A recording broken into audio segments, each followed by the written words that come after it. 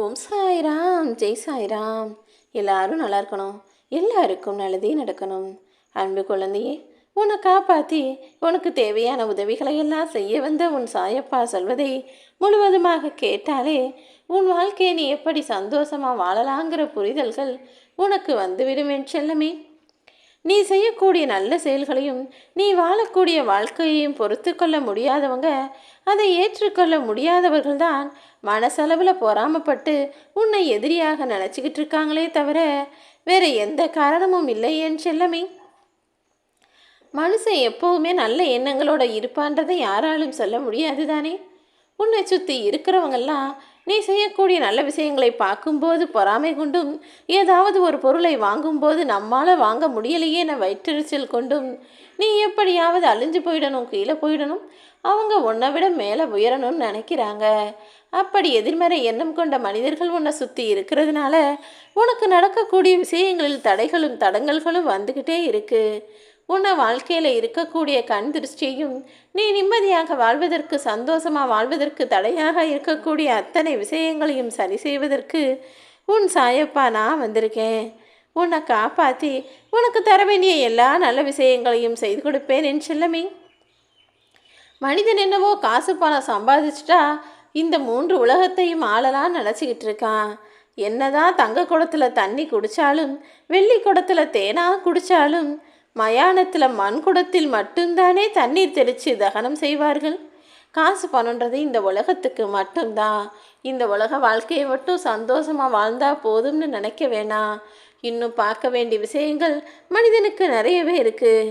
நீ எதை பற்றியும் கவலைப்படாமல் நிம்மதியாக சந்தோஷமாக உன்னுடைய வாழ்க்கையில் ஜெயிப்பதற்கான வேலைகளை செய். முட்டாள்கள் முட்டாள்களாகவே இருப்பதற்கு காரணம் அவங்களுக்கு எந்த இடத்துல எப்படி நடந்துக்கணும்னு தெரியாததாலையும், தேவையான இடத்துல அறிவாளியாக இருக்க முடியாததாலையும் தான். ஆனால் அறிவாளி எப்படி தெரியுமா எல்லா இடத்துலையும் ஜெயிச்சுக்கிட்டு அறிவாளியாகவும் பெயர் பெற்று இருக்கிறான். அவன் தேவையான இடத்துல ஒன்றுமே தெரியாத முட்டாள் மாதிரி அமைதியாக இருந்துக்குவான். அப்படி தேவையான இடத்தில் முட்டாள்கள் போல் இருப்பதில் எந்த தவறும் இல்லை என் செல்லமே. எல்லா இடத்துலையும் நான் தான் பெருசு, எல்லாமே எனக்கு தான் தெரியும்னு காட்டிக்கிறதுனால எதுவும் நடக்க போகிறதில்ல.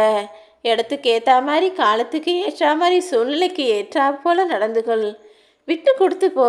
நீ விட்டு கொடுத்து போயும் அவங்க உன் மதிப்பை புரிஞ்சுக்கல, உன்னை மதிக்கலை நினச்சினா விட்டு விலகி விடு என் செல்லமே.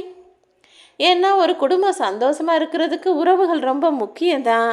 ஆனால் அதை விட நிம்மதியும் சந்தோஷமும் தன்மானமும் முக்கியம் இல்லையா? கூடவே இருந்துக்கிட்டு எப்போ பார்த்தாலும் பிரச்சனை பண்ணிக்கிட்டு உன்னை குழி பறிச்சுக்கிட்டு உன்னை குத்தி காயப்படுத்த காத்திருக்கும் அந்த சொந்த பந்தங்களை அருகில் வச்சு நீ என்ன செஞ்சிட முடியும்? நீ ஜெயிக்கவும் முடியாது, வாழ்க்கையை நிம்மதியாக வாழவும் முடியாது.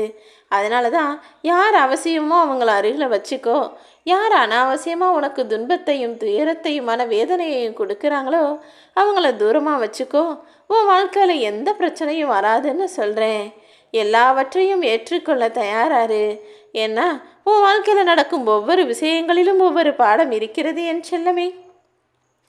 யார் எப்போ எப்படி மாறுவாங்கன்னு யாராலையும் சொல்ல முடியாது. ஏன்னா இந்த உலகம் போலியானதல்லவா? வேகமாக ஓடி வந்து மூச்சு வாங்கும்போது ஒரு மனுஷனுக்கு தண்ணி எவ்வளவு அவசியம், தண்ணி எவ்வளவு தேவைப்படுதுன்றது அதன் அருமையும் பெருமையும் புரிய வரும் அல்லவா? அதே போலதான் உன் வாழ்க்கையை நீ வாழ வாழ கஷ்டங்களை அனுபவித்து கடந்து வர வரதான் நிறைய விஷயங்களின் அருமை பெருமையும் வாழ்க்கையின் முக்கியத்துவமும் உனக்கு புரிய வரும். வாழ்க்கைங்கிறது ஒரு புள்ளியை போலத்தான் என் செல்லமே. கவலைகளை மறந்தவங்களுக்கு அது தொடக்க புள்ளியாக இருக்கும். அதாவது சந்தோஷமான வாழ்க்கையை வாழ்கிறதுக்கு தொடக்க புள்ளியாக இருக்கும். கவலைகளை மறக்காமல் அதையே நினச்சி நினச்சி வருத்தப்படுறவங்களுக்கு வாழ்க்கைங்கிறது ஒரு முற்றுப்புள்ளியாக அதோடு முடிஞ்சு போயிடும். நீயும் உன் கவலைகளையும் பிரச்சனைகளையும் நினச்சி வருத்தப்படாமல் அதற்கு ஒரு முற்றுப்புள்ளி வச்சுட்டு அடுத்து உன் வாழ்க்கையில் என்ன செய்யணும்னு யோசித்து செய்ய ஆரம்பி.